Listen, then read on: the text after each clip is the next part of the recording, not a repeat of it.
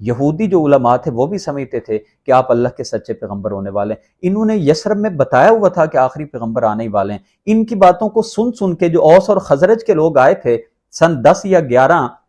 نبوی میں، جو حج کرنے آئے تھے، اور نبی کریم صلی اللہ علیہ وآلہ وسلم نے ان کو ایک ہی رات میں اپنا پیغام پہنچایا، فوری وہ مسلمان ہو جاتے ہیں۔ اس کے پیچھے بھی دراصل یہی وجہ تھی کہ ان لوگوں نے، یہود مدینہ نے ان کو بتایا ہوا تھا کہ ایک نبی آنے والے ہیں، جو وہ امید کرتے تھے کہ ہم میں سے ہوں گے۔ اوس اور خزرج نے سن سن کے جو ہی نبی کریم علیہ الصلاۃ والسلام سے یہ پیغام سنا تو فوری طور پہ ایمان لے آتے ہیں۔ ایک یہودی عالم تھا زید بن سانہ، اور اس نے دیکھا کہ جو اس نے اپنی کتابوں میں پڑھا تھا، یہ کہا کرتا تھا کہ میں نے دیکھا کہ محمد صلی اللہ علیہ وآلہ وسلم میں تمام کی تمام جو نشانیاں ہیں پیغمبروں کی، یا جو آپ کی رسالت کے بارے میں ہمیں بتائی گئی تھیں، وہ تمام کی تمام پوری تھیں، مگر صرف ابھی 2 دیکھنا باقی تھیں، اور میں ان 2 کی بھی تصدیق کرنا چاہتا تھا۔ میں نے اپنی کتاب میں پڑھا تھا کہ آپ کا حلم جو ہے، یعنی آپ کی برداشت ہے،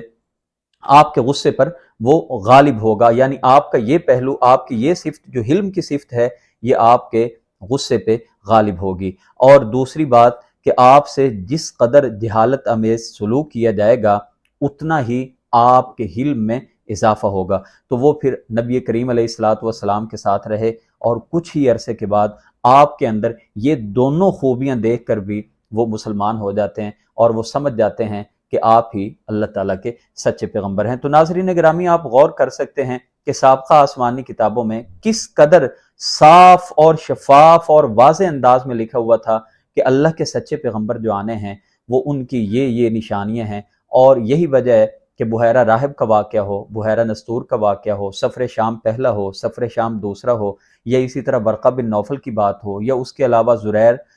دریسہ اور تمامہ کی بات ہو، جتنے بڑے بڑے پادری تھے وہ اللہ کی قسم اٹھا کے کہا کرتے تھے کہ آپ ہی اللہ کے سچے پیغمبر ہیں، کیونکہ وہ ایسے نہیں کہہ دیا کرتے تھے۔ ان کی کتابوں میں اللہ تعالیٰ نے بڑا صاف لفظوں میں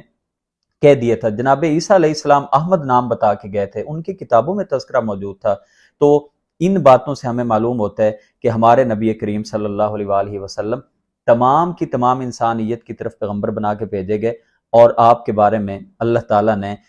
تمام انبیاء سے عالم ارواح میں بھی پہلے جو ہے وہ وعدہ لے لیا تھا کہ ایک پیغمبر جب آئیں۔ اور جناب عبداللہ بن عباس اور جناب علی المرتضیٰ رضی اللہ تعالیٰ عنہ فرمایا کرتے تھے، تفسیر ابن کثیر میں لکھا ہے کہ ان پر یہ فرض کیا گیا تھا پیغمبروں پہ کہ آپ اپنی امت کو بتا کے آئیں گے کہ اگر وہ تمہارے دور میں نبی آ جائیں، پیغمبر آ جائیں، تو تم سب پہ یہ فرض ہے کہ ان پر ایمان لے آؤ۔ اللہ تعالیٰ سے دعا ہے کہ اللہ تعالیٰ ہمیں جناب نبی کریم صلی اللہ علیہ وآلہ وسلم کے شان مقام کو سمجھ کے آپ کی ذات کے ساتھ محبت کرنے کی اور آپ کی اتباع کرنے کی اللہ تعالیٰ ہمیں توفیق دے۔ السلام علیکم ورحمۃ اللہ۔